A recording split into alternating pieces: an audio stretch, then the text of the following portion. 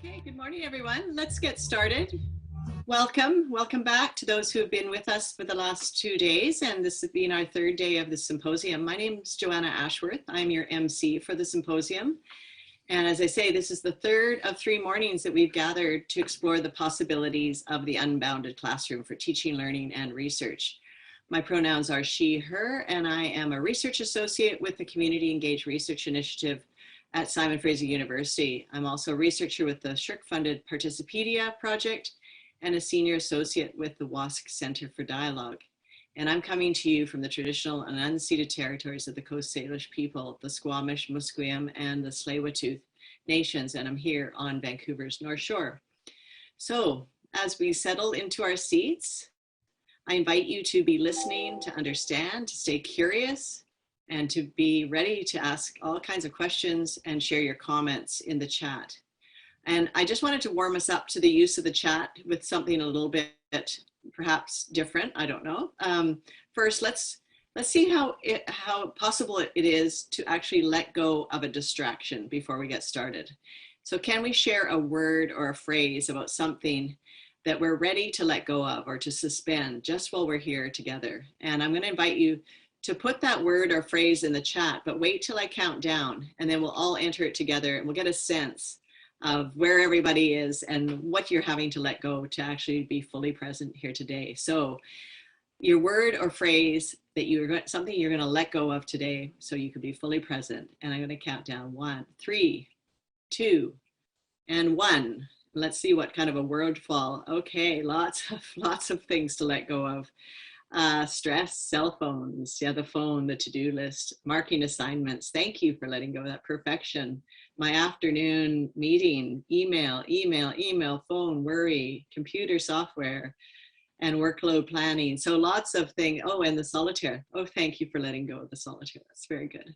Okay, so just one other exercise to warm us up. So we've let go of our distractions. And now what's one thing you hope to discover this morning as we move to the 5th session of this series, Exploring Truth and Reconciliation, Disrupting the Colonial Project in Academia and Beyond?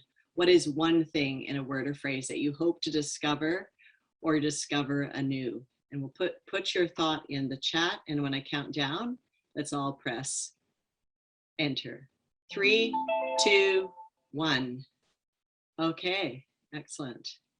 So things you hope to discover new partners, my positionality, relationships, new ways of working, my role, hope, further decolonizing practices, equity, ideas, openness, positionality, hope, a way to figure out when I'm committing to a microaggression. Great. Oh, these are excellent. Thank you so much. I think you're primed and ready for this incredible session that we're going to be moving into. Didiri is deep listening. We've talked about that throughout. So gather around, let's lean in. And to guide this session, I'm passing the mic to Brenda Morrison, Associate Professor in the School of Criminology and Director of the Center for Research and Engagement for Restorative Justice here at SFU. Brenda, now it's over to you. Thanks so much, Joanna, for that warm and engaging welcome. My name is Brenda Morrison, and I am calling in today from the little island of Neutrality, where the winds are blustery and I'm all cozy and warm. My ancestors come from the highlands and lowlands and islands of Scotland, so it sort of makes sense that I ended up here on this little island of Neutrality on the unceded traditional ancestral lands of the Squamish Nation, who have been my teachers since I first moved here, and on this land where I've had the privilege and the opportunity to raise my family. So my deep gratitude to the Squamish Nation for their stewardship of this land for time out of mind. I'm deeply grateful. And I'm deeply grateful and honored to be moderating this panel. It's an area that's close to my heart. And we have 3 amazing speakers who I know will speak from their heart as well. And so the focus today in this final panel before we do our wonderful synthesis is Truth and Reconciliation. And we recognized our first National Day of Truth and Reconciliation on September 30th, inviting us to call in, to step into the space of reconciliation and maybe think more fully about stepping into one of the 94 calls to action. So, and in the context of this symposium, we need to think critically, with critical hope, about the idea of disrupting the colonial project. And that's, it's a big project. So we are going to have big ideas, and we'd love to hear your ideas as well. And I'd like now to introduce our first speaker. Amazing. So our first speaker is Jessie Williams. She is here on she raised her family, like I, here on the unceded traditional territory of the Squamish Nation.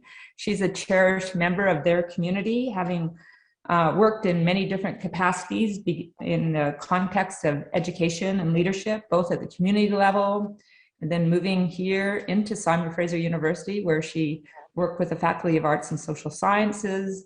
And now she's leading in new ways through the New Relationship Trust.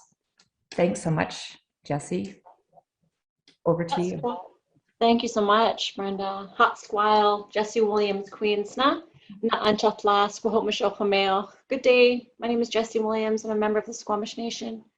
I'm joining you from my home on the Capilano Reserve in North Vancouver, and I am here to continue the work of my elders and many others who have taught me to be a connector, to be a bridge.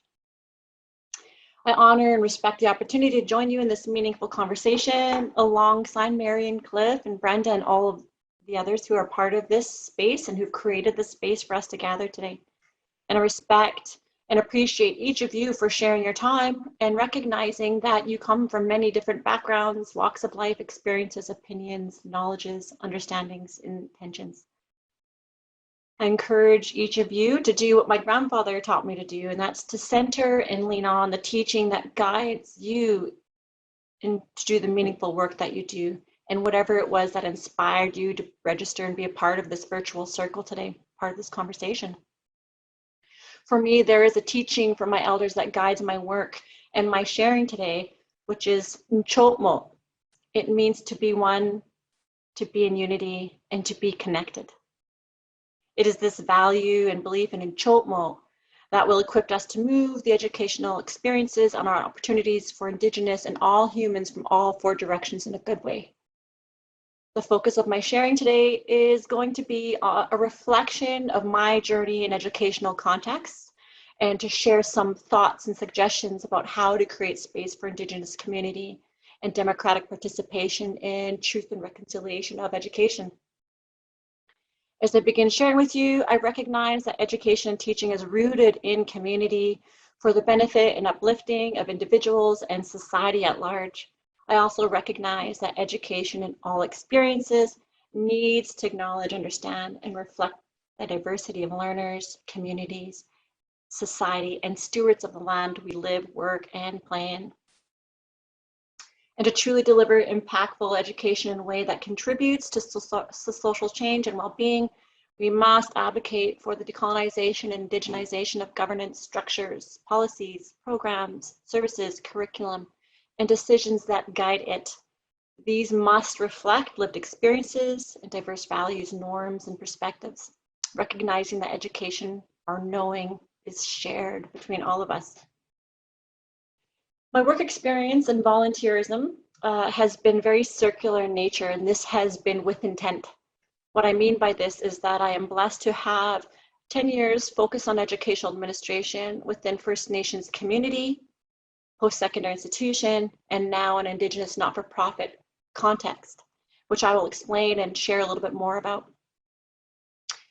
My educational journey began serving as a manager of education and as a post-secondary administrator for the Squamish Nation. This role included supporting post-secondary education by representing my community and my nation as a liaison with many different post-secondary institutions, colleges, universities, institutes, and others And I help develop and deliver in community degree, diploma, and certificate programming and training, such as the Masters of Education in partnership with Simon Fraser University and Squamish Nation. I also supported by contributing to regional, provincial, and national leadership conversations in education by sitting on boards and committees regarding Indigenous perspective in educational governance, funding, administration, design, delivery, and student supports, just to name a few. It's a really big and amazing role.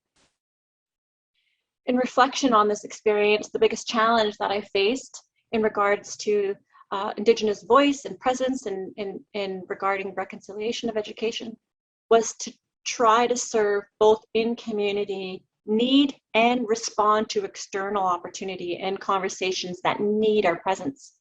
So human capital is a huge challenge for First Nations communities in this respect.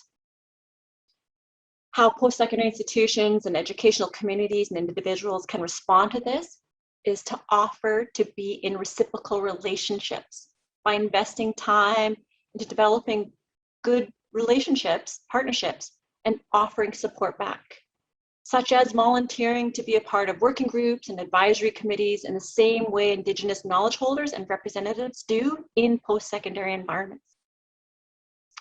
I recall a time also that was really empowering was when a university leader came to meet with us in community and asked, how can we appropriately support a program or initiative that you are doing in community? It doesn't have to be education related. I'll never forget that offer and that question, because of all the conversations that I'd had in that role between external partners and community, that one was the only time someone asked that question like that. And I think that out of all the conversations, the challenging and the beautiful, that is the one that really sticks out in my head. On the flip side to this, given the fact that human capital it's a challenge for us to participate in community, meet need, and also participate and contribute to broader educational needs, is that the greatest impact that happened in my role there was when I was invited by educational institutions and communities to decision-making places and spaces, and was able and invited to have true impactful input and decision-making influence on higher education that serves Indigenous students. Indigenous communities want and need to be present in those conversations at the same time as it being a challenge. One example of this was being invited to be a board of governor for university, also being invited to sit on numerous Indigenous steering committees for post-secondary institutions, including Simon Fraser University, which created that space. Then as I move on in my educational career, the next role I had was the honor of being the first Director of Indigenous Relations for the Faculty of Arts and Social Sciences here at Simon Fraser University. In this capacity, I was tasked with creating a fast reconciliation plan, which provides a path forward and describes a journey towards responses to TRC calls to action in higher education from a faculty level. In this role, I also liaised with the faculty as well as SFU-wide faculties and departments, First Nations communities, and others with the goal of identifying and responding to Indigenous perspective in higher education, and used all of that information and brought it into the FAST Reconciliation Plan. The real key insights that I got from my experience being a part of the SFU community and the Faculty of Arts and Social Sciences was that I really approached it from a place of taking what I had learned working for my First Nations community, my educational experience as an Indigenous person, and my educational research into this role. I walked with intent for reciprocal relations. This is going to be a key to everything that I speak to for the rest of my life and my career. And I did this in a way in this role, is that I volunteered on a First Nations community for their educational advisory circle, which brought together folks who worked and represented Indigenous perspective in K-12, post-secondary, and employment and training context within that particular community.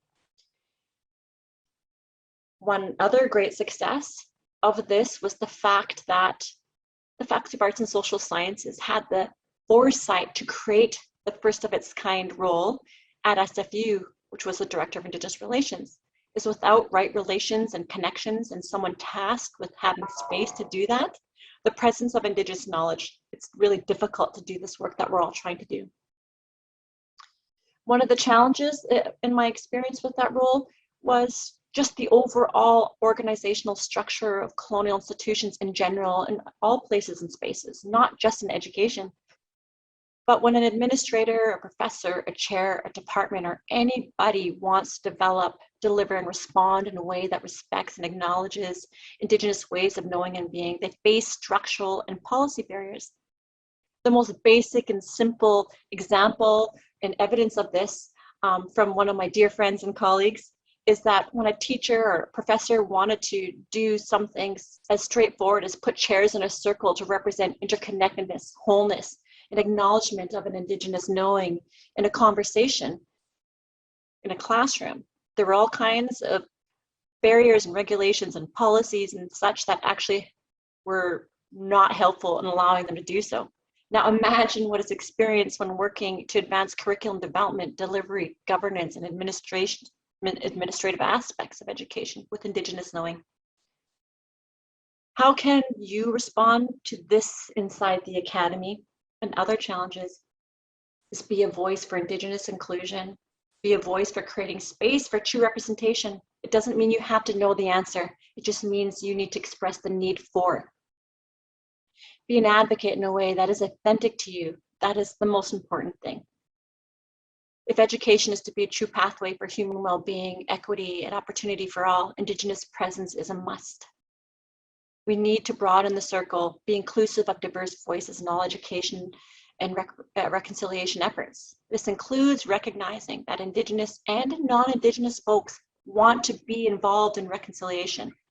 However, these places and spaces can sometimes feel exclusive. Students, faculty, administrators, and broad community partners want to be and need to be invited. We need to provide more avenues to knowledge gaining about reconciliation, decolonization, and indigenization together. We also need to address and recognize the double work that many Indigenous scholars and staff face. The Academy needs to recruit, hire, and train more Indigenous folks, create more pathways for Indigenous and broad university positions. That's where true capacity and presence happens. With the engagement and inclusion that I've shared and other ways to do so, then we can relevantly review and reinvigorate administrative policies, procedures, and structures that amend that which is experienced as boundaries to true reconciliation, decolonization, and democracy in education. This brings me to my current role as the Director of Business Development Communications with the New Relationship Trust, which is an Indigenous, independent, nonprofit organization dedicated to empowering First Nations in BC through capacity building in 5 key areas, one of which is education, K-12 and post-secondary, with the goal of advancing and supporting the educational goals of First Nations in British Columbia in ways that uplift what they're doing. We do this through providing K-12 grants, and also we created the New Relationship Trust Foundation, which is a charitable nonprofit organization with a focus of providing scholarships, bursaries, and First Nations language revitalization support. We are also continuing to work hard to create new relationships and partnerships, hence the New Relationship Trust, with First Nations communities, post-secondary institutions, organizations, diverse educational experts, knowledge holders, and others in order to co-develop research, resources, programs, and services that contribute to relevant and impactful educational pathways and experiences for Indigenous students and all humans across the province. We're here to be a bridge, to be a connector in educational contexts. I recognize in a very short period of time this morning, I've shared a lot, but in consideration of my circular experience, my intentional circular experience, some of the most significant gaps in our education system in terms of being democratic and inclusive of Indigenous knowing and being includes a lack of understanding of a diverse Indigenous knowing and being in general, the lack of presence of Indigenous administrators, professors, decision makers, and all positions, competition for scarce resources to support decolonization, indigenization, and truth and reconciliation efforts in education, and a lack of culturally relevant and responsive systemic and organizational policies and procedures can be experienced as being rigid and exclusive colonial structures. This is what guides the work of us in what we do in education. The lack of invitation and presence reflective of our diversity to participate in the visioning of each of these. I continue to be extremely passionate about Indigenous education advocacy and democracy in any environment I'm in, and having experience working in Indigenous community, a non-Indigenous post-secondary institution, and now an Indigenous not-for-profit organization, I have recognized there is one common need in all of these environments. It is very simple, but we make it complex sometimes, and that is we need each other in this work. This brings us back to the teaching I shared that guides me. Nchotmo. Nchotmo. We need each other.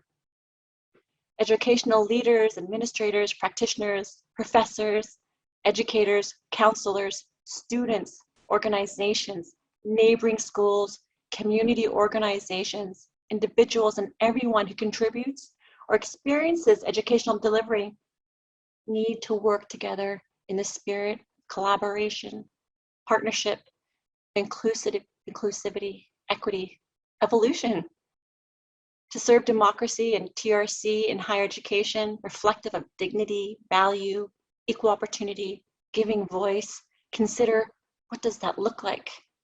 And how will you participate? This work must begin within ourselves. Think about democracy in our own backyards.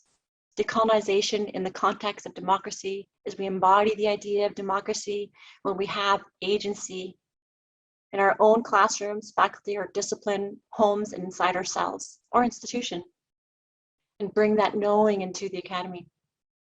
With that, I'd like to hold my hands up to each of you in respect for taking the time to learn, share, listen, and reflect on how you might show up in this work.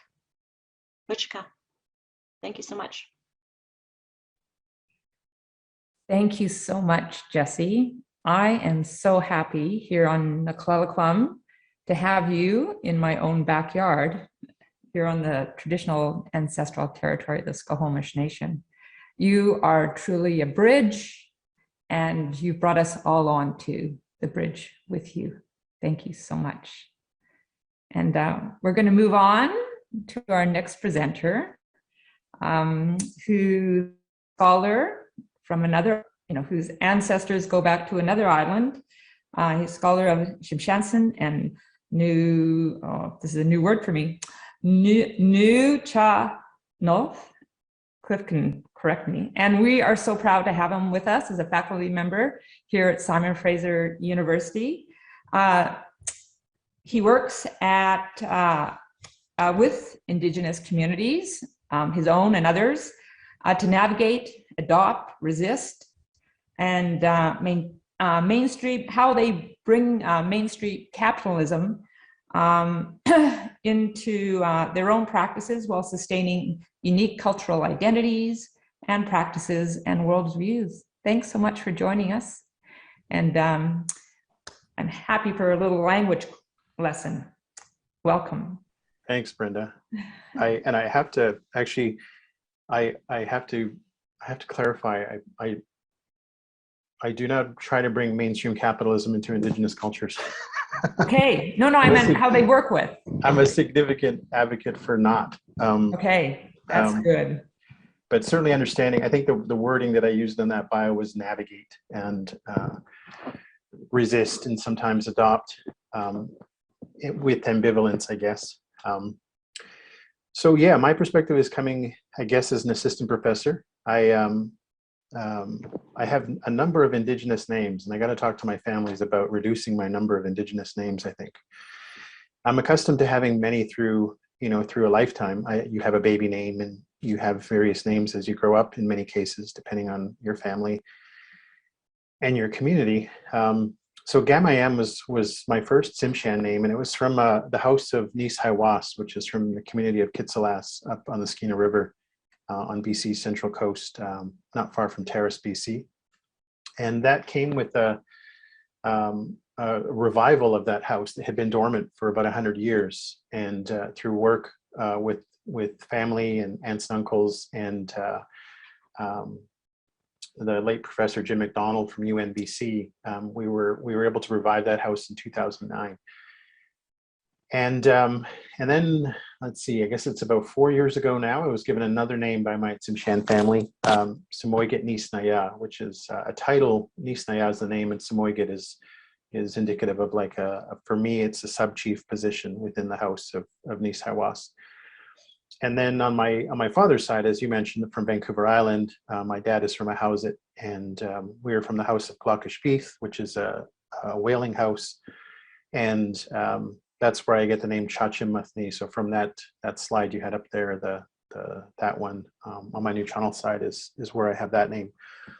And I guess it depends on who you are in terms of understanding what these names might mean. They have a long history. The name Gamayam is an ancestral name, if you will. It comes from a long story of origin of the community of Kitsilas. And so what these things often do, depending on who's asking, they sort of situate me within people's context and frame of reference. We often joke, some old lady will come up to you and say, "Who do you belong to?" And they're specifically asking, what family are you from? Who are your parents and grandparents? And you'll tell them, and then you kind of hear this like, okay, and this whole cascade of sort of understanding of where you're situated, which in many ways, it's a communal oriented way of understanding and relating, and it's also in some ways a very illiberal one. It's you might think of that situation as somebody, like that, the individual, the young child who's telling who they're from, not having the opportunity to express who they are as an individual in a very sort of liberal, democratic sense, a contemporary, modern sense. But it's a tension that is pretty consistent, I think, in Indigenous communities, and ways in which we work to try to balance individual and collective identities and responsibilities. It's an ongoing thing, and it's certainly something that comes a lot in my classroom. So I teach here in the School of Resource and Environmental Management. I'm an assistant professor. I've been here since 2016, and Colleen was one of my students, I recognize. Hello, Colleen. And in the conversations that we had leading up to this, Joanna and Brenda, I remember, lots of concepts, in the here, democratization, democratic participation, decolonization, reconciliation, what was the other one, indigenization, and a lot of things come to mind, and I'm thinking about this in the teaching context, I guess, teaching Indigenous and non-Indigenous students. Just earlier this week, we were talking about diverse Indigenous knowledges and Western science, and trying to understand the sort of the uneasy relations between these two, and the ways in which they're played out in co-management, environments, or within a particular ministry of the government. And it occurred to me, like, through these conversations with students,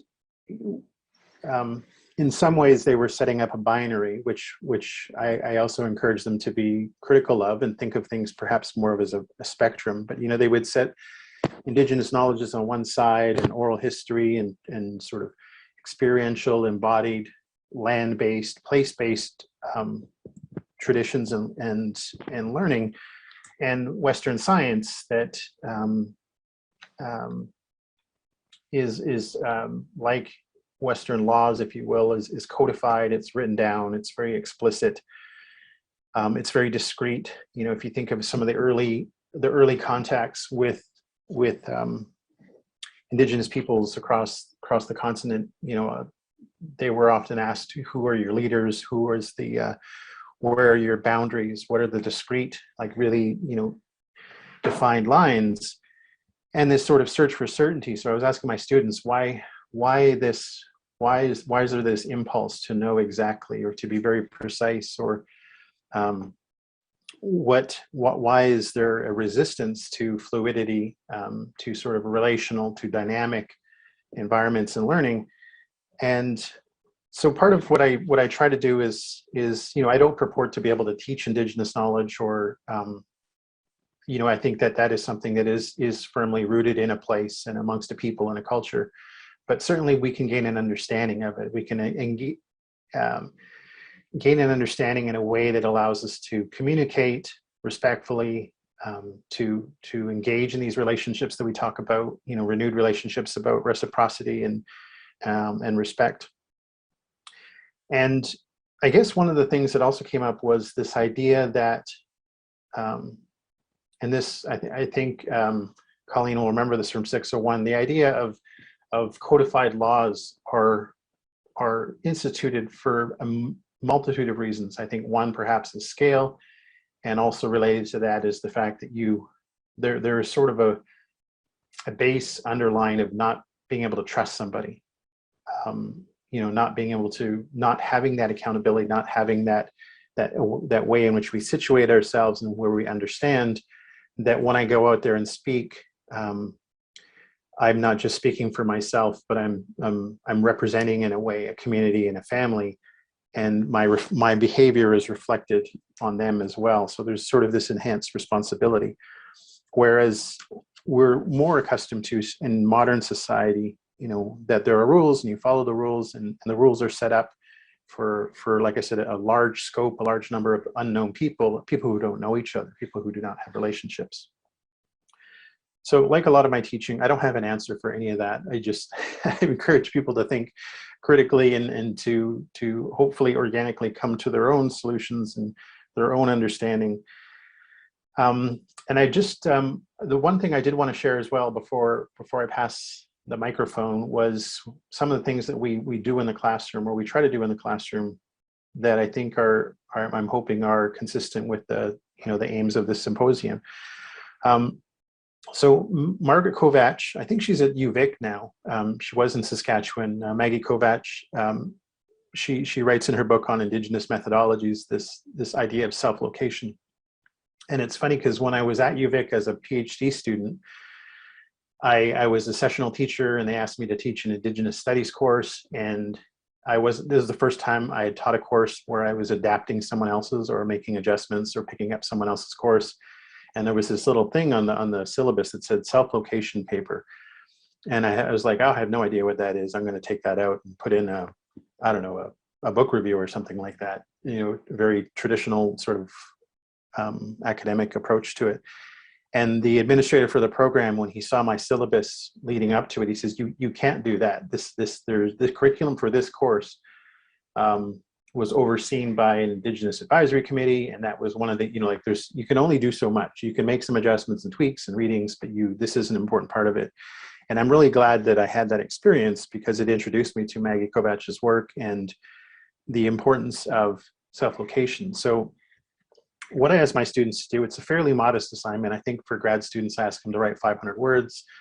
Undergrads, 250 words, or one page double-spaced.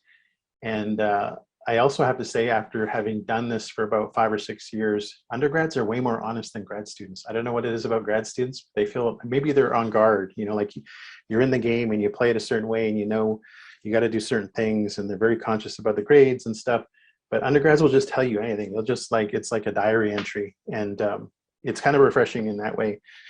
Not that I don't like grad students, obviously. I appreciate the depth of conversation we can get into at that level, but the importance of the self-location paper is for students to introduce themselves. And I try to respond in kind, by introducing myself and my biases. And really that's what Maggie Kovach was trying to get at, was along with this notion of a lot of, I guess, critical research methodologies, is this notion that neutrality is basically a myth, that it's impossible to be objective.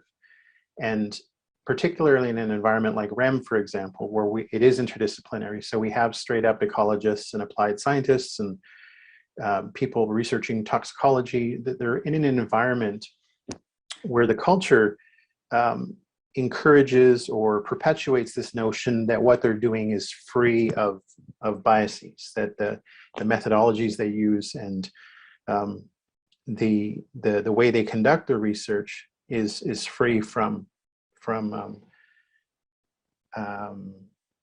you know, something that there's a whole thing about replicability, and there's a whole thing about being neutral.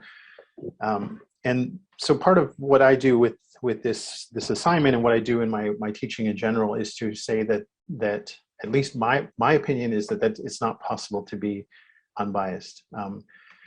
When I'm talking to the media about Wet'suwet'en, you know, protesting or, you know, imposing the RCMP invading their territory, I'm 100% in favor of the Wet'suwet'en. I'm not pretending to be like this neutral academic and just talking about, you know, both sides of an issue. I have biases, and I think the way I try to deal with it in the academic context is to declare them, and that's part of what supplication is. It's like, this is who I am, this is where I come from, this is my family, my dad did this, my mom did this, my cousin was the national chief for a little while, and all of this makes up, it contributes to who I was and who I am, and then leave it to the reader, I guess, or leave it to the student to be able to determine, like, well, obviously Cliff he doesn't like capitalism, you know, like there's this sense that it becomes really obvious that what they do, and I think that that's a better way of dealing with it, or at least I found it a better way of dealing with it, instead of trying to pretend that I don't have biases, that I'm not in favor of certain things.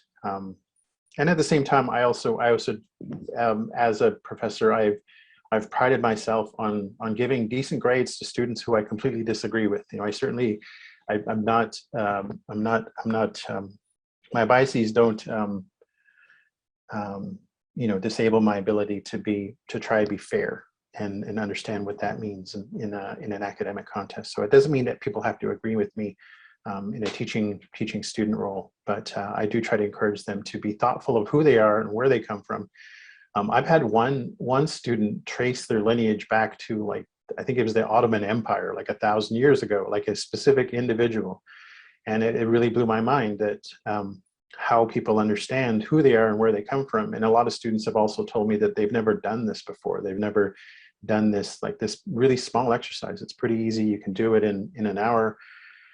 But really trying to dig in and promoting conversations with family and about history and background, and trying to understand why we think the things we do and why we do what we do. So I think that I just want to leave it at that. Yeah, and I look forward to any questions or discussion that we can have in the next presentation as well. Thank you very much.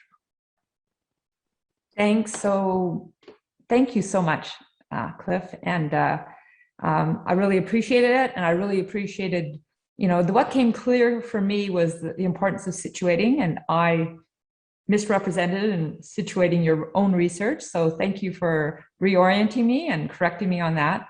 And situating ourselves in terms of land and place is so important. So thank you for doing that for us and doing that for your students. Really appreciate it. And with that, moving on to our next speaker is Mary Drinkwater, who's joining us from the land of, is that birch trees in your background? The land of Ontario. Many trees, many different trees. Many different trees. So Mary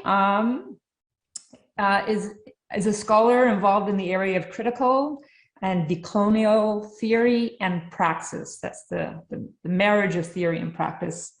At the intersection of the education, arts, and culture.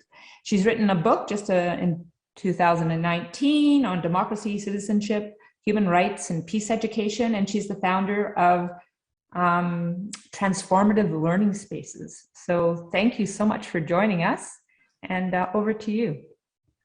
Thanks, Brenda. And first, I just want to thank the organizing committee of the conference and of this panel, Joanna and Brenda and Colleen and the whole team, for putting together an extremely important and engaging program.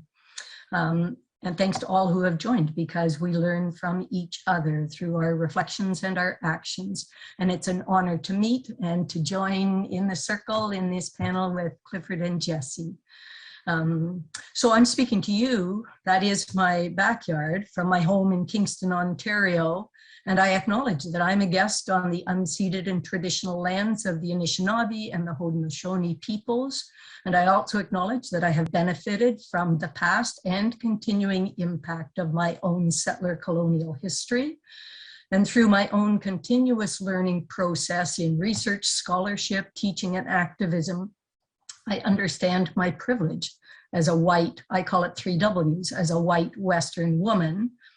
And I also understand that action has to begin with myself. As Brenda said, my work is grounded in a 2-pronged theoretical lens, critical theory and decolonial theory, but it's further informed by Ubuntu philosophy, an African philosophy in which a person is a person unto persons. And I understand that I still have much more learning to do and my work is unfinished. My other backgrounds that really impact and influence my teaching and my research: I'm a mother and a grandmother of 5 adult children and now 5 grandchildren, all with different and unique gifts and talents. I'm also an academic, and I was given a Maasai name, Nalatuasha, which means woman who came in the rains. And over the past 12 years, I think I started in 2009, I've lived for long stretches of time in the Maasai region of southern Kenya. And it's over these 12 years, unfortunately, as everyone, we haven't been able to travel during the COVID times, but I'm back there regularly and will be for the rest of my life, as long as I'm able to continue the travel and the connections with the community. I've been challenged as Miriam Rose in the Diri film that we saw on Wednesday to my own deep listening and deep reflection on my own colonial education and knowledge, on my own colonial ways of knowing and being, and particularly on my own humanity. You'll see this coming in many times. Living and learning, unlearning, relearning, it all takes work, it takes time, it's mentally and emotionally challenging, but it's necessary if we are going to grow as human beings. Throughout the conference, we've been reminded of the continuing impact of the colonial project on our institutions of higher education and the devaluing and the excluding of other ways of communicating, expressing, and engaging. And as Murray Sinclair said to us, it's education that got us into this, and it will be education that gets us out of this. But as I've reminded Murray in our dialogues together, it's not any education. We have to change our educational systems. So the goal of my presentation is to identify and to challenge you to think differently as we continue to disrupt, rethink, and take action on our pedagogical approaches. My focus will be on our pedagogy to open new and further opportunities to democratize and decolonize education.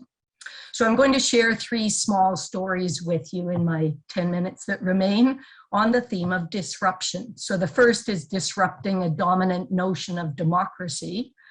The second is the development of this new pedagogical approach for consideration using the arts and cultural praxis.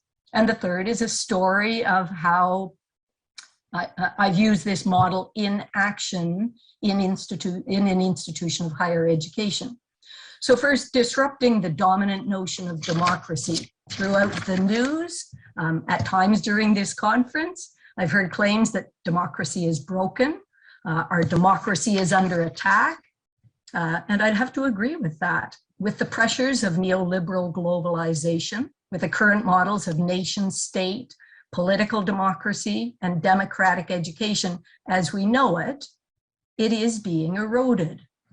So there's a need for a more robust and more global model, a model that can transcend geopolitical boundaries and that draws on the voices and the wisdom of scholars, elders, knowledge keepers from both the global South and the global North.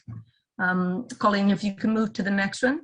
So in that book that Brenda mentioned, The Transnational Perspectives on Democracy, I do a whole chapter on this model. So I'm just going to highlight the 6 elements, and we could discuss it later if you want.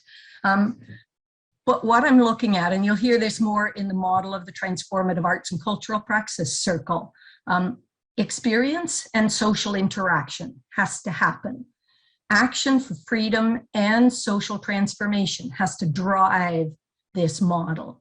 An acceptance, as Cliff said, of the non-neutrality of the political, and an understanding for the need for agonistic struggle. That comes out of the work of Chantal Mouffe, where you need to see each other not as antagonists, but as agonists, working together in this struggle for where we're going.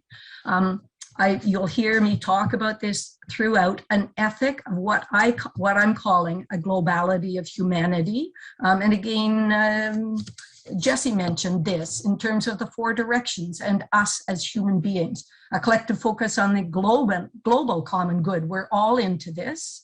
An acceptance of the values of pluriversality and coexistence comes out of Indigenous knowledges, and I'll speak more about pluriversality in the model itself. So moving on then to the second story, the disrupting pedagogy. We don't need this next slide quite yet, Colleen, but I'll come to that in just a moment. You can come back one more slide. Whoop, we're going the wrong direction. So challenging Eurocentric colonial academic ways of knowing and recognizing, encouraging, and valuing pluralism. So we often hear, and throughout this conference, I've heard we use democracy without even, we use diversity without even thinking about the difference between diversity and pluralism. Diversity describes an existence of a group of people of many different groups of people within a society. Pluralism describes a society in which diversity is accepted and supported. And in a pluralistic society, the groups function together effectively with mutual respect. So that is the push in both this notion of democracy, but also in the model you'll see of the arts and cultural praxis. Okay, so the next slide. So throughout the course of my research, I had the opportunity to join 2 different Maasai school communities as they prepared for travel to and participated in the Kenya National Music Festival, which is the largest school-based, nationally coordinated festival of music in the world. And it's really important to note that Kenya has 42 different ethnic groups, and each of them have their own rich cultural heritage and traditions. And so it's through my experience with this that I saw both the possibilities and the challenges of this new model. What's important to know about the Kenya Music Festival, that it's a co-curricular program under the Ministry of Education.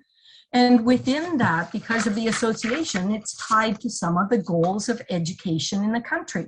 And just a couple of them include individual development and self-fulfillment, social equality and responsibility, respect for and development of Kenya's rich, varied cultures. And for the Maasai communities in particular, celebration of Maasai culture, well, not quite yet, cultural awareness, recognition, and pride in tradition. So if our institutions in Canada would adopt the same kinds of values, it would certainly change the way that we teach and research and learn.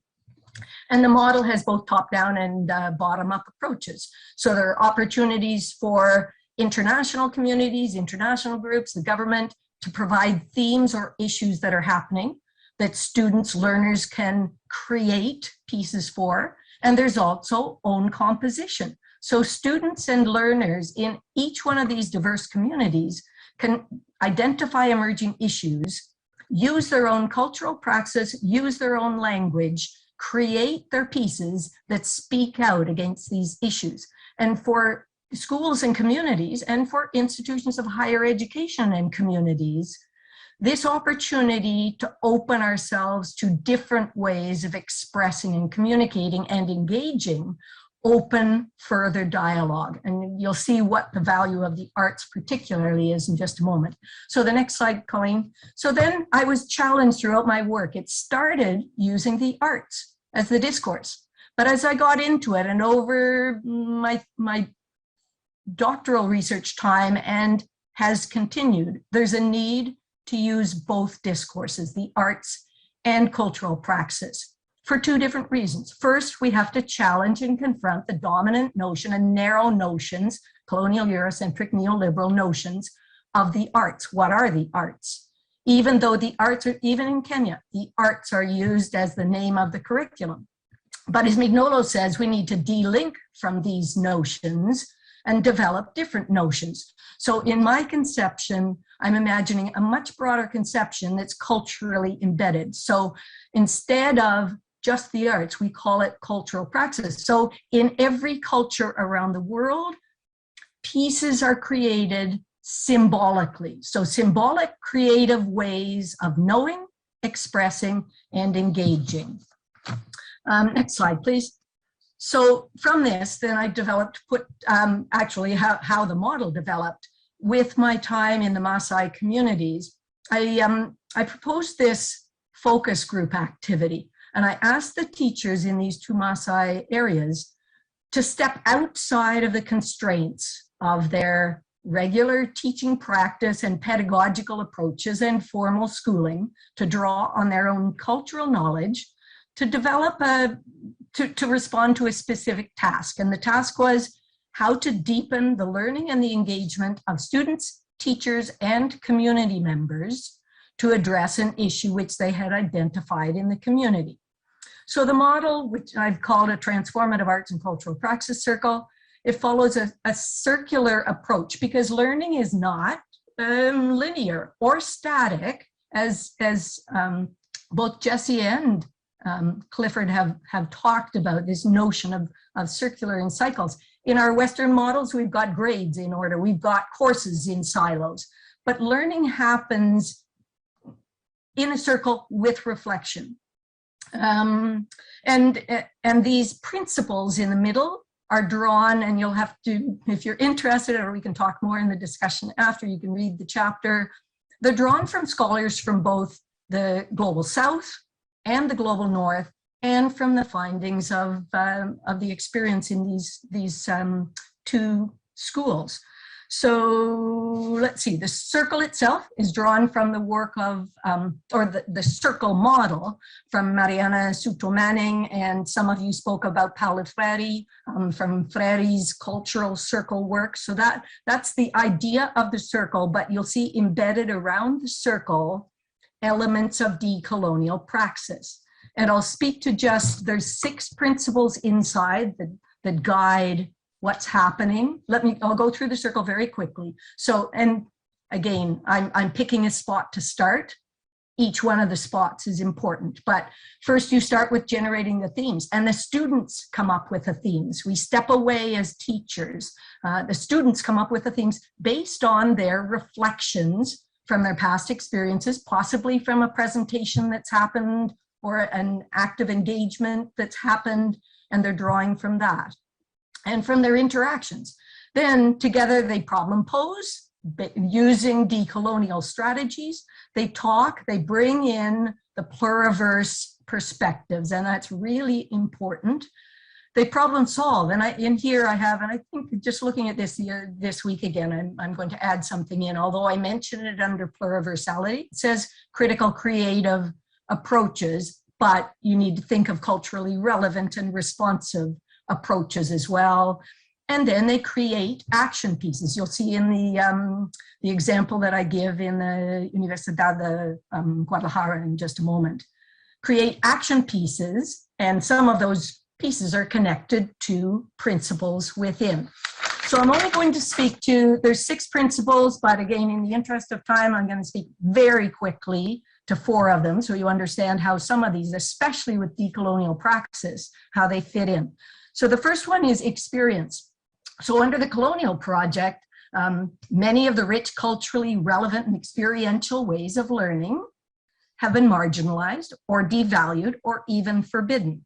So, and again, the focus, why I said we have to move from arts to cultural praxis, the focus has been on fine arts or European forms of arts, rather than on cultural praxis, using cultural praxis. So Mignolo challenges us in decolonial epistemic shift to consider whose experiences are being represented and where are the culturally relevant experiences in what we're doing.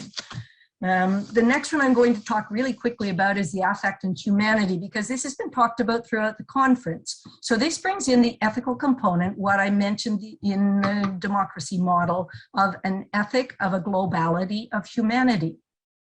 In colonial and neoliberal policies of standardization, of efficiency, of accountability, they fail to recognize a uniquely human capacity shared by diverse cultures all over the world, and that's the affective capacity, the feelings and the expressing of emotions. You saw Brenda break down a couple of times because it's the emotions that get to us, touching the human soul, bringing people together, and going beyond the intellect or common sense. And one of the elders in the area that I live and work in said to me one time, it's touching the intimate senses. That's what the arts or cultural praxis does. That's what its value is. So the next one I'll talk quickly is criticality. Cliff mentioned this, the political function of art and of cultural production. And Chantal Mouffe, when she talks about critical art, she says, it makes visible what the dominant consensus tends to obscure or obliterate. And in the work that I heard yesterday on CER, community engaged research, this is where critical art becomes really collective, democratic, committed to political goods, transformative, restorative, celebratory of diversity, and of personal and collective freedoms. And the last one I'll talk really quickly is engaged performance. And again, the colonial performative model, when we think about the arts, is a one-way, or what Frary called a banking model, with little or no dialogue. It's generally for entertainment. And Mucheri Mugo, a great African scholar who's currently in the US, she reminds us in traditional Kikuyu orature, the artist didn't stand above or separate from the audience. The artist, and she calls it an artist, and again, that was the discourse that was used. She was raised in a colonial educational model, so still called an artist. I would challenge people to say it's a cultural producer. Basically, that didn't stand alone. They weren't above, and they served a role in engaging the conscience of the community. Very similar, any of you know the work of Augusto Boal in Theater of the Oppressed. Okay, I'll just introduce it and then we'll go to next slide. So the last little story is about taking this model and showing you how it works because all of this research was in primary schools. But how could this work in an institution of higher education? So I was asked in 2017, before COVID, when you could travel, to go to the Universidad de Guadalajara in Mexico. And everything was in Spanish. And fortunately, I have some limited Spanish, plus they had a translator. So I did a keynote to about 400 faculty. But the reason they wanted this was the institutional development plan set out that the aim of the institution was to create responsible and empowered citizens who are prepared to engage with problem solving at the local and global levels. And they wanted to see how the arts could be used in this. So I did this, did the keynote, and then I did a full day workshop with about 30 faculty. And the interesting thing, again, this is important in institutions of higher education, which are siloed. The faculty came from cross-disciplinary areas. So engineering, medicine, economics, IT, social sciences, environmental sciences, law. Spanish was the mother tongue, but it's really important to remember that language and culture go together, and all cultures around the world engage in their own forms of symbolically creative ways of knowing, expressing, and engaging. So let's go to the next slide. The workshop format itself over the course of the day tries to integrate theory and praxis so that faculty can take this and actually use it in their programs, and really great feedback at the end. A couple of times now I've done this, of how this could be used within courses to decolonize your pedagogy. Just a couple of constraints that I need to mention. In this case, because it was a one-day workshop. If you had time over a course, If you could do it community-based, as Clifford said, land-based or place-based, really important, but it can be adjusted and modified, the principles in the model. So language was one, but we were able to negotiate that and work through it between my understanding and capacity in Spanish and the translator back and forth. The venue, again, I've spoken about that. It was done at an institution. Ideally, if you could do it on the land or in place, in a community, really valuable. The materials in this case were the materials I could provide. Ideally, you want the materials to be local, culturally significant, important, available, and time. In this case, it was 1 day. Ideally, you want a much longer time because you need that for creativity and for the creation of through all of the steps. So the steps really quickly, it starts with reflection. So grounding, again, going through that circle, grounding in their own experiences, having them come up with the themes, generating the themes. In this case, in the Mexican culture, in Guadalajara in particular, 3 themes came up. One was gender, and they worked in cross-disciplinary groups around the issue of gender in designing their action plans. Second one was pollution, big issue in their area, and the third one was poverty. So different groups took these on and worked with them.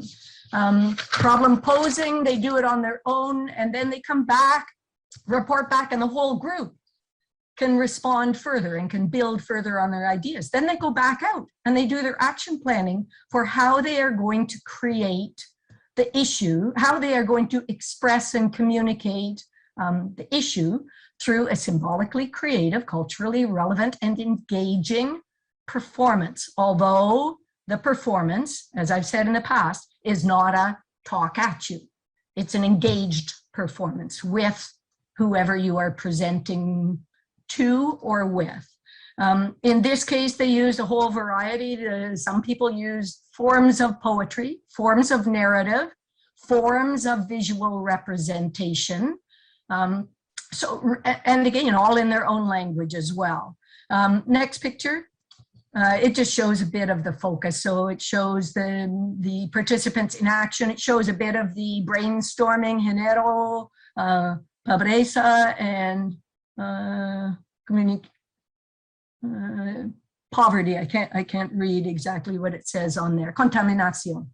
And it shows the participants working. It shows 2 examples. One was a poem, which was incredibly well put together after all of their brainstorming. The second one was a visualization on, this one was on gender, the poem. No, it was on poverty, I can see.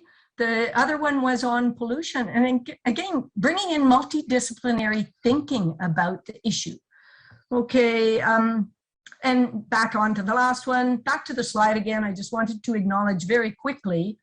No, one more, we go ahead to the model. Again, speaking, acknowledging, and speaking about my whiteness as I think about this and how you might do it in your own classes, courses, institutions. If possible, as Jessie talked about, these collaborations and these partnerships, seek, invite, include, engage with a cultural advisor, an elder, someone who knows more about cultural production with that group of individuals that you're working with, or can bring in other perspectives to either lead or co-lead with you, building relationships, breaking down the barriers, and also think about seeking from your students, seeking them to be leaders as well. They are also cultural, consider how this word. Yes, I'll speak to I see a couple of questions coming up, which I can speak to when we get into the discussion. Last 2 points. Your students are also knowledge keepers and cultural producers. Welcome, encourage, and value them and their other ways of knowing and being and engaging. Break down these silos that Paulo Freire talks about. The last one is disrupt your teaching pedagogy. So instead of a colonial teach at them banking approach, sit back, facilitate, collaborate, and engage together. And as Marie Baptiste has said to us, using some of these approaches, I would argue, can help to nourish the learning spirit. So last slide is the closing remarks, and some people have already touched on this, but our policies and pedagogical approaches that de-link from colonial and neoliberal notions of the arts and cultural practices in order to recognize, value, promote them as symbolically creative, knowing ways of knowing, expressing, and engaging could provide more equitable and inclusive opportunities for all students, teachers, and community members to imagine possibilities, to begin to critically engage in more democratic, socially transformative goals. And other people have talked about this. It will require a paradigmatic shift in our educational systems. So I'll leave it and we can discuss. I look forward to joining Jessie and Clifford in the big group discussion. Thanks so much, Mary. That was rich, globally rich. Thanks so much. And in the spirit of moving from linear landscapes, and you shifted us from linear to circular. I'm going to invite each of the three panelists to reflect on, we'll have one round and then our very final round. But this next round, I really invite you in just a very few minutes, say 2. What is being amplified? What have you heard from each other? What is being amplified? And what threads do you want to take forward and invite others to take forward into their own backyard? And I invite our audience and our other participants that are with us online to add those reflections in the chat as well. And we'll get to them when we do our final synthesis after the break. So just start, pulling the threads that you're hearing and learning into the chat. And we'll do 2 final rounds with this panelist, just keeping them really short so we really hear you clearly. So what have you heard from your fellow panelists? What threads do you want to move forward into your own practice and backyard? Jessie. I love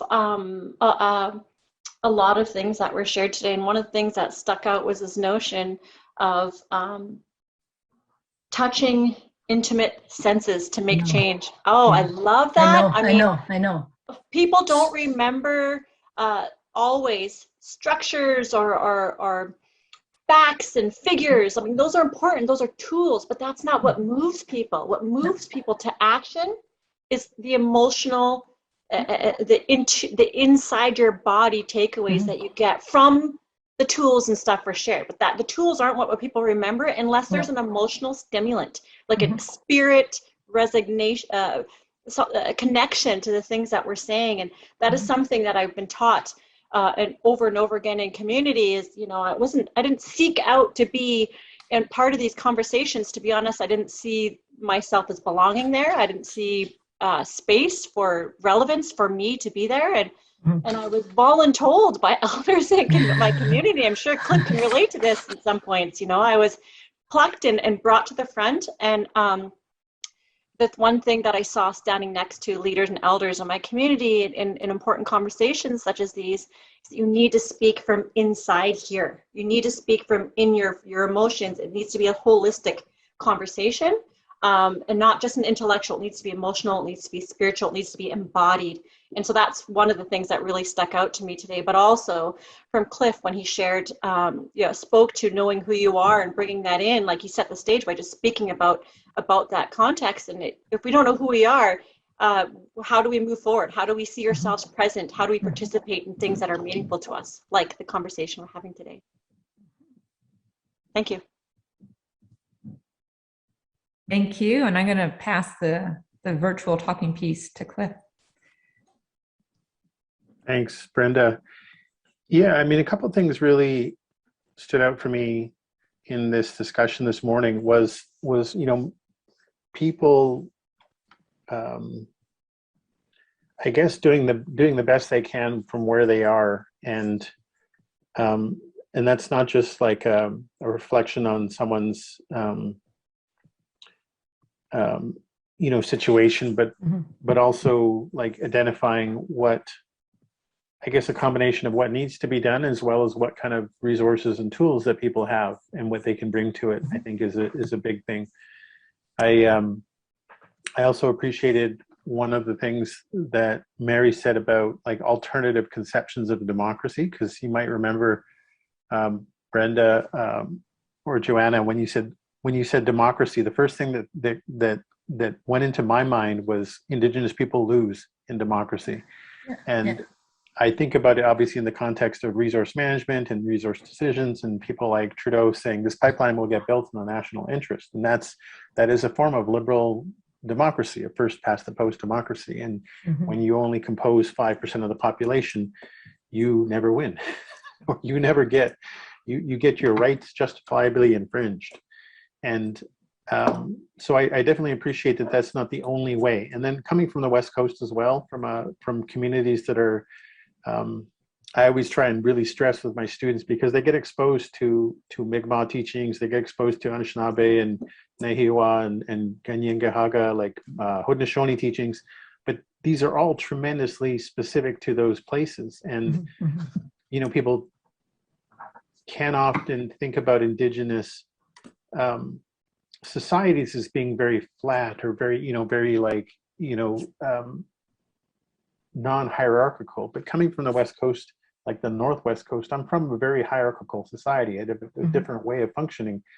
And when we talk about hereditary chiefs, for example, there's lots of discussion about what that means and what they're like. And I found back in the day, people used to simplify the notion of, well, they're like kings and queens, but they're not really like kings and queens. And there's different ways of accountability, which is one of the things I find exciting about sort of revivals or critical revivals, or especially critical feminist revivals of Indigenous traditions, is that we can approach these things rooted in a long history, but with a contemporary sense of critical engagement. So I just appreciated some of these complexities and in some cases really simple solutions from both of my fellow panelists.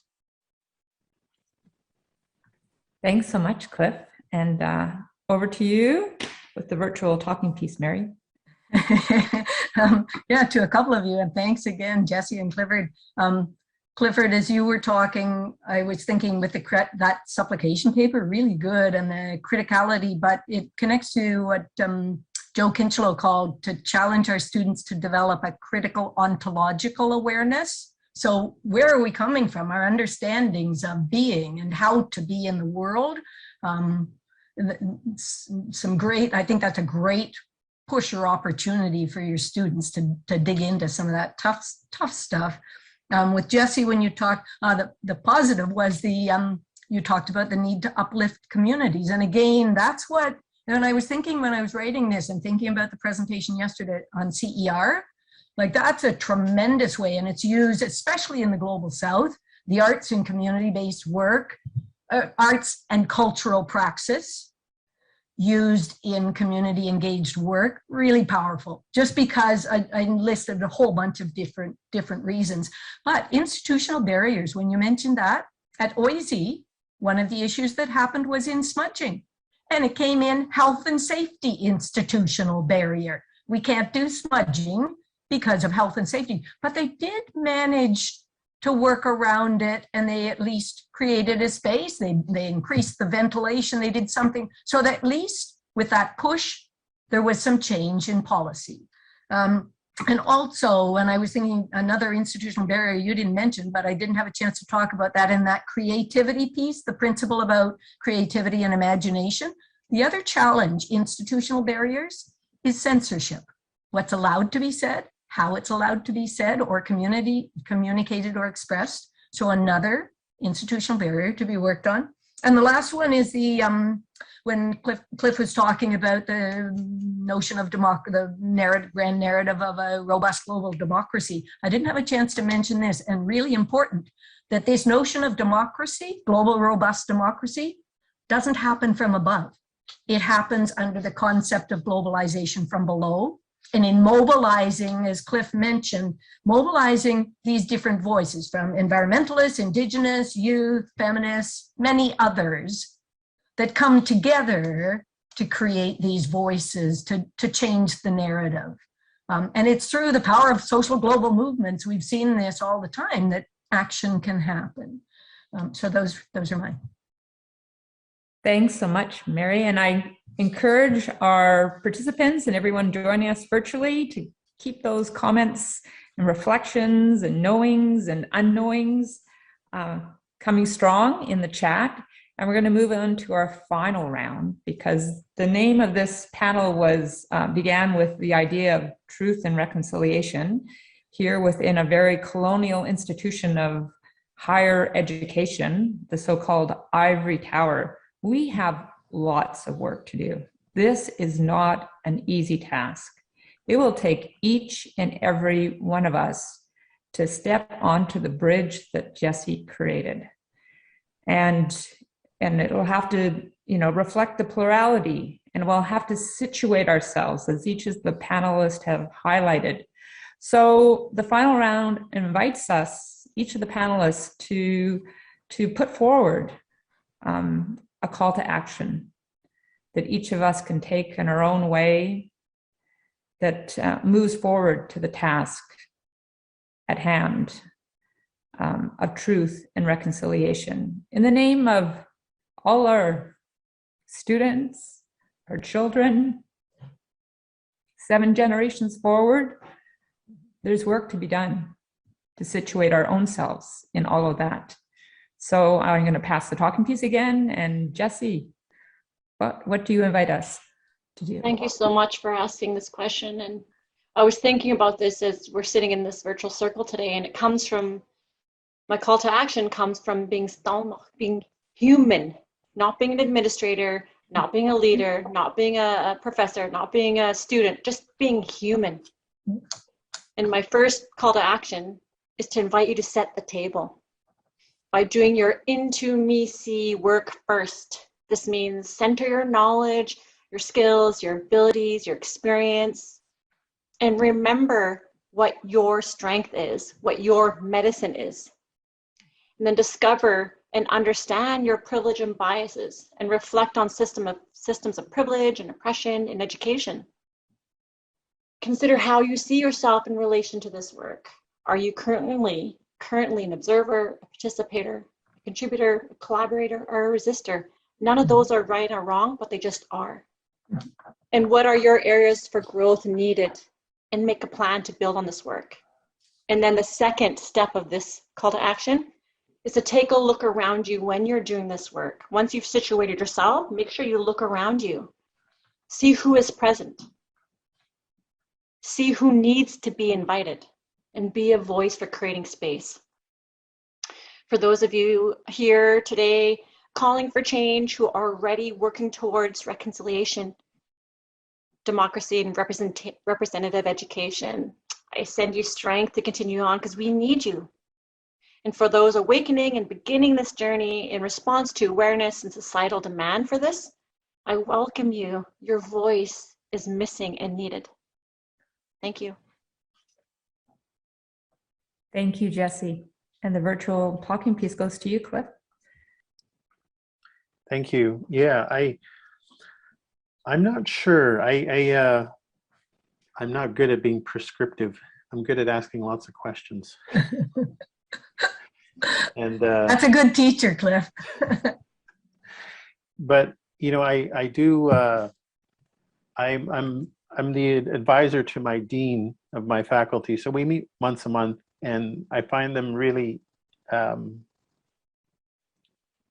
I enjoy our conversations, and I think I do because she respects my time and my space. It's not a high maintenance relationship, if you know what I'm saying. I come and we have conversations, and stuff we talked about a year or two ago, she's still working on. She's looking at ways it can be implemented. She's using her privilege and her position and her access to senior administrators to get work done, which is always encouraging. And she also knows that this stuff takes time. So I guess in general terms, I think I really, appreciate that people can do their part. And we're all in different positions, as Jessie said. We're at the beginning, we're at the end, we're in the middle, and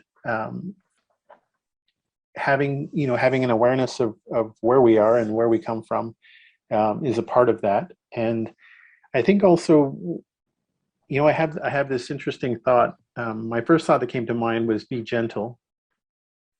And then I have in brackets, but don't take any shit. So I have this like dual thing. But when I tell people to be gentle, I try to encourage them to be gentle with themselves, because they tend to be really hard on themselves. But I guess a better way to say don't take any shit might be to have in part, because you're being gentle with yourself, you have respect for your own boundaries and your own limitations, and so you know that, you know, and I think this is where this drive for social justice comes from, or this drive to stop, you know, mistreatment or unfair experiences. But I guess at the same time, just yeah. And then I always tend to come up with really simple solutions. Like I told at my last meeting with the department, the dean was there and they were asking for input, and I just said, hire more Native people. Like, it's a really simple thing. Or, you know, and SFU, I know, is going through its own challenges with EDI and implementations of EDI, but the more we know and understand Black, Indigenous, people of color, and women, all of these traditionally underrepresented groups, I'm hoping that this change happens. And I recognize that it is going to take time, but I think we're at least having good conversations in the right direction.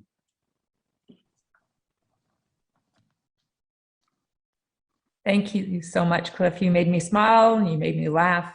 All good medicine. I really appreciate it. And Mary. Mine will be very simple. I'll go back to Marie Sinclair's comment, and I was pulling it up. It's the one that I have from his CDC 2015 was education is the key to reconciliation. Education is what got us here. Education is what will get us out. So building on the comment I made at the beginning, it's not any kind of education. If we continue with the same kind of education, the same kinds of things are going to happen. So my call to action is sort of two questions to everybody. What changes are you prepared to make to democratize and decolonize your pedagogical approaches? And how could you consider integrating the arts and cultural practice? So this will push people really hard who have never considered using them, but at least consider how could you integrate them into your pedagogy. And I would push it further, speaking specifically to this panel, to respond to some of the calls within the TRC. Push it and say, this needs to be done. And it can be done through each of your disciplines. And it could be done collaboratively between your silos in your institutions, and it could be done between your institution and your communities using the arts and cultural practices. So that's my call to action. Thank you so much to each and every one of you, and to each and every person joining us today. Keep your comments and your ideas coming in. We have lots of work to do together, and it feels, I've learned a word that I've come to cherish in the Squamish language, Chinchenstawai, to hold each other up. And I think that's what we've done. And I really cherish all your words, and I look forward to moving forward with you on this important work of truth and reconciliation. And keep those comments coming in on the chat. Mary has offered a short video for us to listen to as we move into our break. It's only 3 minutes long, and it helps us to think about these ideas globally. So thanks so much, Mary. Do you need any words to introduce it at all, or can we just let it speak for itself? I think it can speak. It's a really good example of how it connects to the head, heart, and hand, brings in cultural praxis, and it connects between schools and communities. So I think it's a really, really powerful example. Thanks so much, everyone.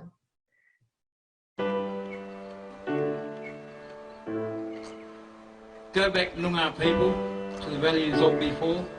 Gain strength from your culture, the spiritual dreaming war. Seek shelter from the vulture of colonial oppressors' law, for the presence of Jaeger's spirit, as Noongars unite once more. We listen to the stories as the elders again explain how your culture flourished before the Europeans came. Find why it's important, your strength must never wane. Noongars need the spiritual, like dry land needs rain. See contemporary, traditional come together on stage. Guitars weeping, drummers thumping in anguish rage. Hurt, fear, frustration, escape the poet's cage while haunting digits echo deep from a forgotten age. Deserve the women dancing, weaving to sing a song. History's mysteries from whence your soul belongs. Forget urban landscapes, go back to where you were strong. Search for hidden answers from which your spirit belongs. Hear rhythmic black performance cause vast crowds to sway. Soulful mesmic lyrics put broken hearts on display, but words of hope and freedom offered a brand new day. As daylight kisses darkness, children laugh, dance and play. Kaya Kayana, a means to survive. Kaya Kayana, for which Noongar strive. Kaya Kayana, a culture on display. Kaya Kayana, celebrating indigenous way. Kaya Kayana, a means to survive. Kaya Kayana, for which Noongar strive. Kaya Kayana, a culture on display. Kaya Kayana, celebrating indigenous way. Yo, we've been through the worst, still we soldier on. Still the culture's strong, peace to my brothers, still holding on, hold it on. Stay staunch when you're told you're wrong. Pretty mad if you're all along. We need more love for all of the brothers up in the forefront, showing us how we should ball up. It's all love if you want more, cause you see the peeps. We speak in peace, but we need release. Believe in me, I've seen the streets, but I know there's a better way for my brothers now. Keeping family bond strong and my cousins round, cause I'm proud that you a family man. You done a lot more than your family can, and that's the kind of stuff that will warm my heart. Noongar showing strength for unity when we're torn apart. All we need to really do is form a start. Knowledge is where I fall apart, I saw the spark. Kaya Kayana, a means to survive. Kaya Kayana, for which Noongar strive. Kaya Kayana, a culture on display. Kaya Kayana, celebrating indigenous way. A means to survive, for which Noongar strive. Our culture on display, celebrating indigenous way. The Noongs down south, straight holding it down, making a man proud when he kick it with crowd. To the Yamaji's up north, yeah, my brothers of course, keeping the culture strong and collect from the source. To the one guys out mid, straight living up off the grid. I ain't been there in a minute, but I'll visit with kids. And to the Cougars out east, my brothers, you straight beast. It's time for us to speak, so come and sing it with me. Hey, Kaya Kayana, a means to survive. Kaya Kayana, for which Noongar strive. Kaya Kayana, our culture on display. Kaya Kayana, celebrating indigenous way. Kaya Kayana, a means to survive. Kaya Kayana, for which Noongar strive. Kaya Kayana, our culture on display. Kaya Kayana, celebrating indigenous way. May our campfires burn forever.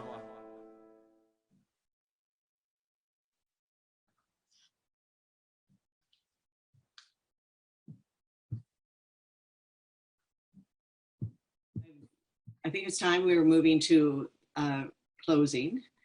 And I just want to remind people that there is a community of practice. I mean, Diane, for the Center for Dialogue's community of practice.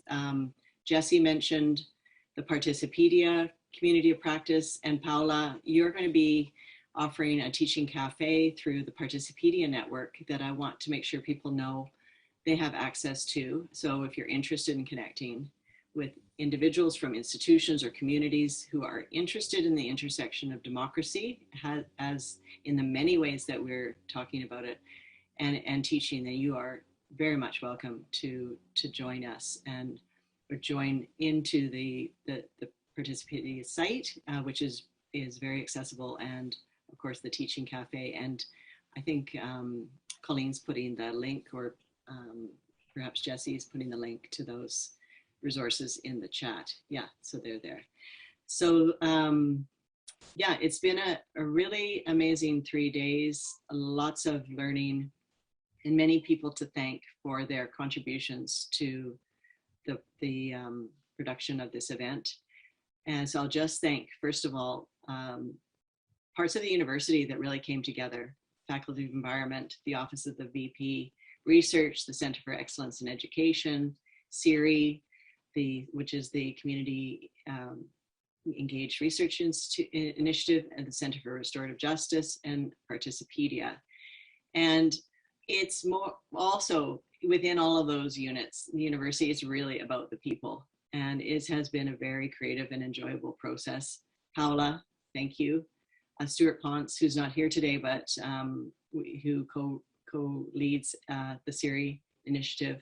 Martin Laba, thank you. Brenda Morrison, Colleen DuPont, Joanna Habnack, our grad student documentarians, Abby McCarthy and Emmanuel Okorji, and yeah, taking a gallery view if you want to see amazing moderators. We had B. Brigidi and Am Johal, and Jessie Carson gave us some really great advice as we went along, and she's with the Vancouver Design Nerds, but also wears the communications hat at Participedia, and she's been live tweeting with the UB Democracy hashtag.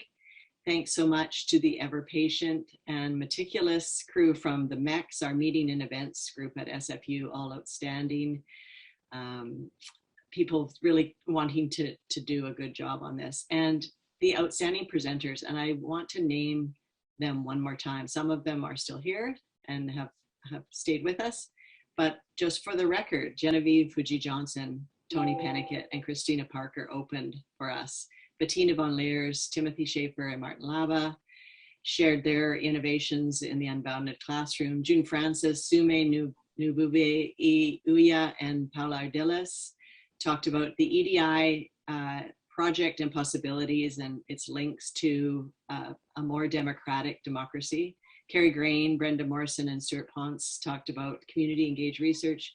And just now, Mary Drinkwater, Jessie Williams, and Cliff Atleo engaged us in a very deep, I think, and meaningful conversation on the Colonial project and what it means to dismantle it. And of course, the conversations that ensued, and all of you present, every single person that's here, even though, you know, just so you know, 150 people signed up for this. This was completely no barrier opportunity for people. As sometimes happens, you know, life gets in the way and people have all the great intentions to be here, but you're here and that's what matters. And those are the conversations that we need to have with whoever is in the room. And I think we just need to continue to have them. So thank you all. Let's, if we can go to the gallery, and if you're willing to put your cameras on so we can see you all one last time. And thank you very much for your presence. And before we close off completely, I just want to turn to Brenda for her last reflections. She's saying no, she's resisting. I just want to say something about Brenda, that what Brenda's been going through while we've been doing all this planning is she works with a group called Scholars at Risk, and she has been spending all of her waking moments between all of the spaces of planning for this and all her teaching to help an Afghani scholar escape from Afghanistan during all the turbulence that's going on with the takeover of the Taliban. And this week, a young scholar, with Brenda's help and many other people's help, boarded a flight to Kabul from Islamabad. And Brenda has been with her and her family every step of the way. And I think for me, this is what Martin referred to as consequential. This is consequential work of faculty, of students. People are putting themselves in the picture. And that is exactly the kind of teaching and commitment that, you know, matters so much to so many of us. So thank you. Thank you, Brenda. Thank you all for all that you do. And if you want to stay around, you know, if we were together in a room, we would definitely be offering you a cup of tea or a glass of lemonade or a cookie, but we're not. So, but we can offer conversation if you want to stay on, and we'd love to keep the conversation going. So if you can't, totally understandable, but we'll just keep the call open. In the meantime, watch for a message from us about all the resources that have been generated here over these few days. There'll be a report, the videos will be available from the different presentations. And we wish you a very good day. So thank you for being here.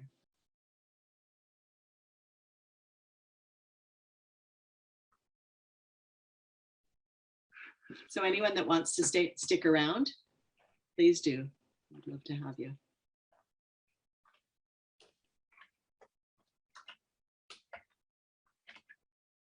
This is when we'd all like to have a nice lunch together. And hopefully one of these days we will.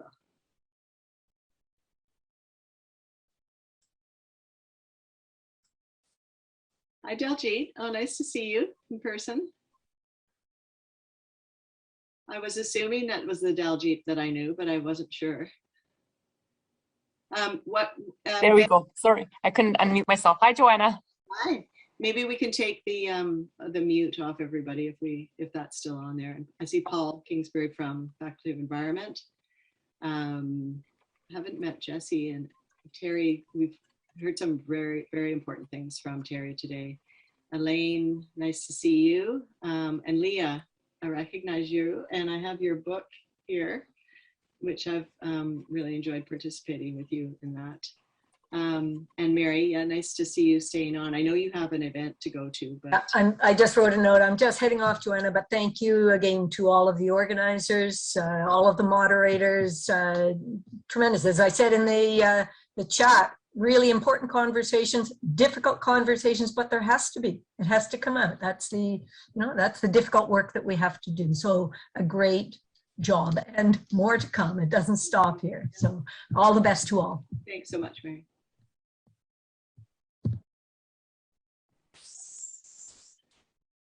So Daljeet, aren't you supposed to be writing your dissertation?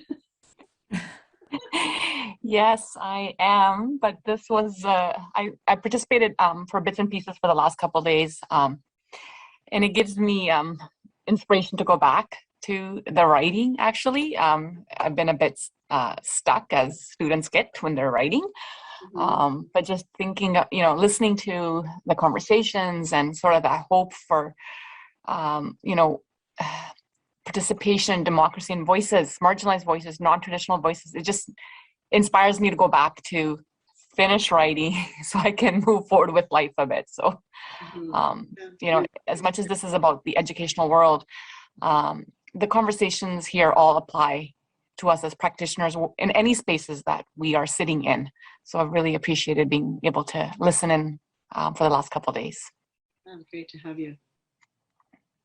The people that are still here would love to hear from you. Leah, you are here on the West Coast, or are you somewhere else? Hi, yeah, I'm here on the West Coast. I think you're referring to somebody else's book though, because I have not written the book. It's different Leah. Okay, sorry, but nice to see it must be, I was going to say it must be a different Leah. Yeah. So no, I just mostly lingered because Paula mentioned a couple of comments about disability, and I was so eager to hear her thoughts about that, and also the intersection with BIPOC students, because one of the things that I've noticed so much in online teaching is both the absence of the hierarchy presented by the physical space of teaching, where just boxes that can be sorted and unorganized, but then also that it's accessible for a wider range of students in a different way. But then also, as I look through my lists of students who receive accommodations through the Center for Accessible Learning, that when I look over my previous terms, actually all of them are white, and most of my students are people of color. So it's just striking to me that there's probably a large number of unaccommodated students who are maybe being accommodated in different ways by, alternative structures in our teaching. And so in what ways is a sort of completely different structure, and it doesn't necessarily need to be the onlineness of the hierarchical disruption that's happening here, but what other changes can we make that are innovated by the way we moved online that we can keep moving offline, that will continue to accommodate some of them. I hope I articulated that in a sensible way. Yeah, those are great points. I imagine Paula's, oh, there you are. Paula is here. I'm here just for a little bit more, but I wanted to respond. Thank you for, this is kind of the thing that I was thinking about. I was like, who are the voices that are not here, or that are maybe not explicitly, we're not referring to, or not speaking into, or giving the platform too. And that was one of the things, like I was thinking about our trans students and our students that are like so on the margins that that we often, you know, don't create spaces for. And so this was something that I took on last year with a project that in my undergrad class, where we had the students working on it was a co-design project where they were looking at what the experience was of students with disabilities on campus, and then how does that fit into the EDI framework that we're, you know, trying to collectively build. And it was so incredible because what you said there was just right on. It's like this just so invisible, so absolutely invisible. And so that's, I think, part of like the work that we need to do is like, how do we think about removing the barriers? And if we don't start with that reflection of like who we are, then it's so hard to see who others are. And, you know, I think like that's such an, I mean, it was really spoken to so much, and I'm so glad that so many people are weaving that into, you know, some people called it the self-reflection, some people called it the positionality statements or whatever. But for me, that was the key in the learning, because as we started to become really aware of that, then there were things in our own experiences that we started to make visible to ourselves and to others. So yeah, it's just, I think, part of that learning. Mm-hmm. That's great. I'm wondering if Jessie or Elaine would like to make a comment, or nice to have people lingering. So I'd like to invite you in. And everyone you can see that's MEX, they're busy behind the scenes doing all sorts of things with their computers. So can I ask somebody, and you can totally say no, but I would love to hear from Emmanuel, because I know you've been doing some really deep listening, and I feel like there's like a lot we need to learn from your listening, but you can say no.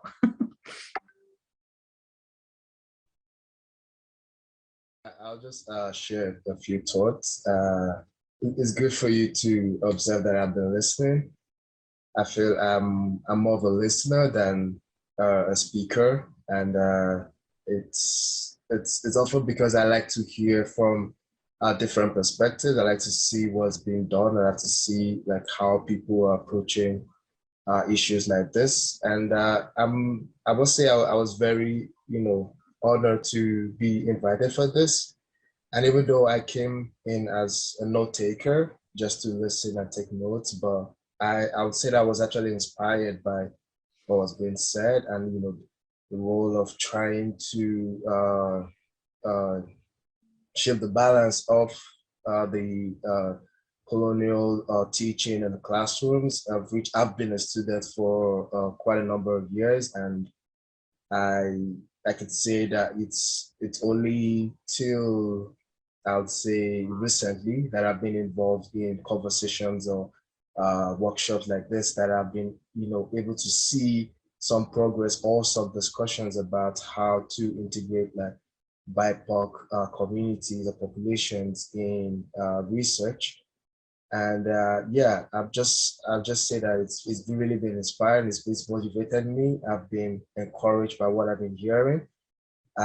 Just like we've heard that it's very difficult to talk about. It's very difficult to take the action, but I'm just happy that at least people are starting to recognize that it's needed.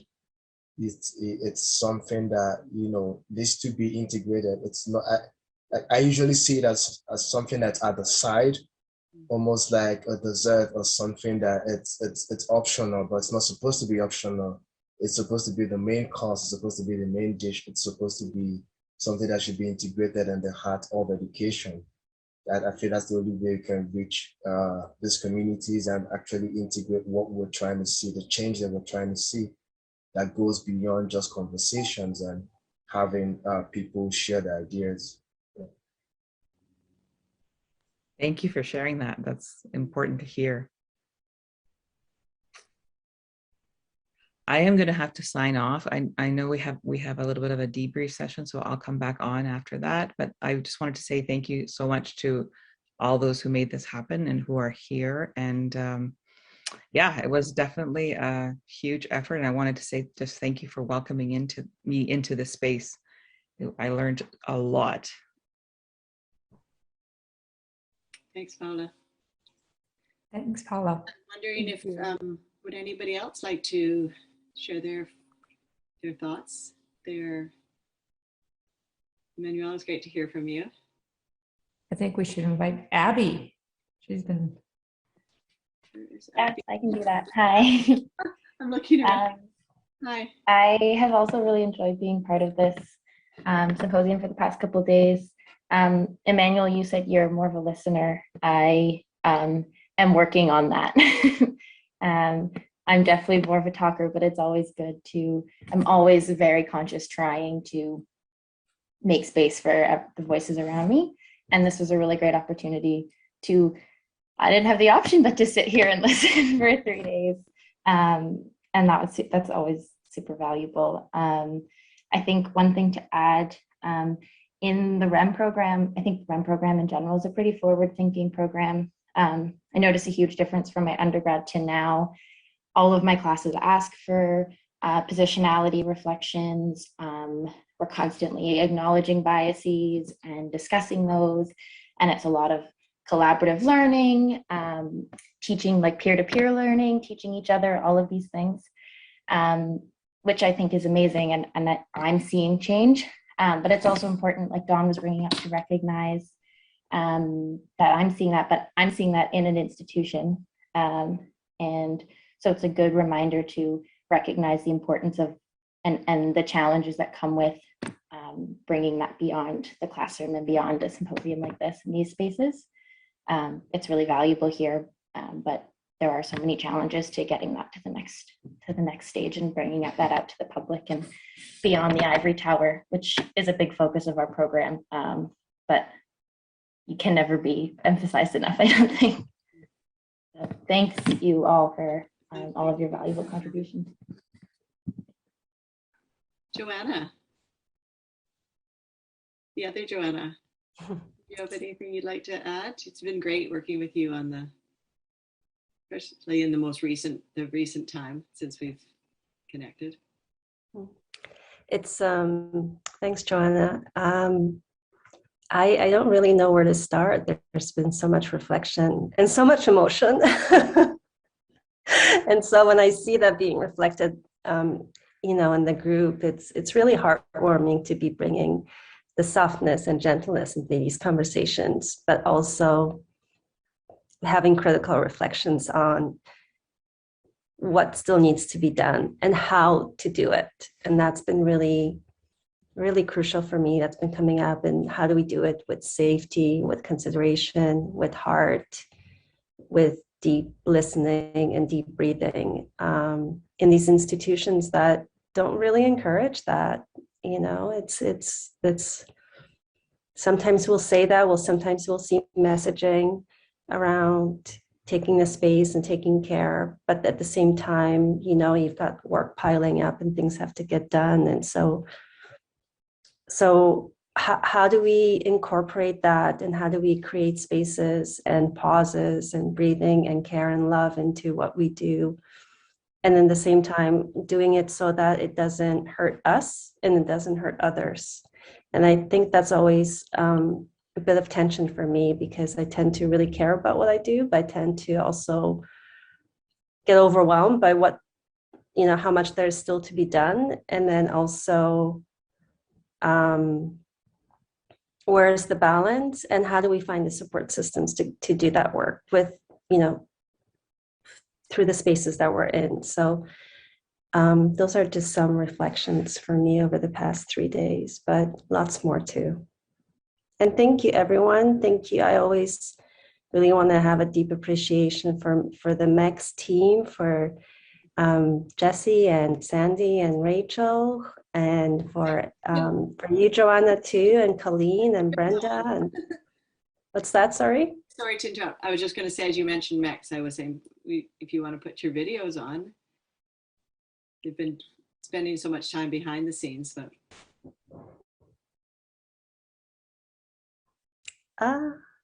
maybe. Oh, there's Sandy. Okay. Sandy. Sure. Hi, I'm Sandy. Not normally video on for us. We're normally in the back and hiding, but yeah, thank you. Thank you for your kind words. It's very nice. Hi, Jessie. Hi, Rachel. Hi. A lot of tech. I guess some are just computers though, right? Not actual. Anyway, great. It's very seamless production, and thank you so much for your work. So before we go, I'm wondering if Elaine, if you would like to have a moment to, or Jessie, or no, Jessie's gone. If Elaine would like to make any final comments. You're there. Okay, well, I guess we should say goodbye and bring this part of the session to a close, and we'll look forward to connecting with our planning group to talk about what's next. Thanks so much for all your wonderful facilitation, Joanna. Oh, well, thank you. Thank you. See you all soon. Okay, bye-bye. Thanks. Bye-bye.